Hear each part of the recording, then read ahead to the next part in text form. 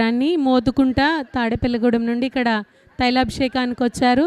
తనకి వివాహం జరిగిన తర్వాత మొదట ఒక పాప పుట్టింది. తర్వాత తను గర్భవతిగా ఉన్నప్పుడు తనకి హాస్పిటల్కి వెళ్ళి చెకప్కి వెళ్తే రక్తము నీరు అయిపోతుంది, నీకు బహుశా క్యాన్సర్ ప్రాబ్లం ఉండొచ్చు అని డాక్టర్స్ చెప్పారు. ఏలూరు ఆశ్రమ హాస్పిటల్లో చూపించుకున్నారు. తర్వాత గుంటూరు వెళ్ళారు. అక్కడ నుండి చెన్నై సిఎంసి హాస్పిటల్కి రాశారు. అప్పుడు అక్కడికి వెళ్ళిన తర్వాత బాబు అక్కడే డెలివరీ అయ్యాడు. 8వ నెలలోనే తనకి సర్జరీ చేసి బాబుని తీయడం జరిగింది. కానీ దేవుడైతే వారి పట్ల కార్యం చేశారు.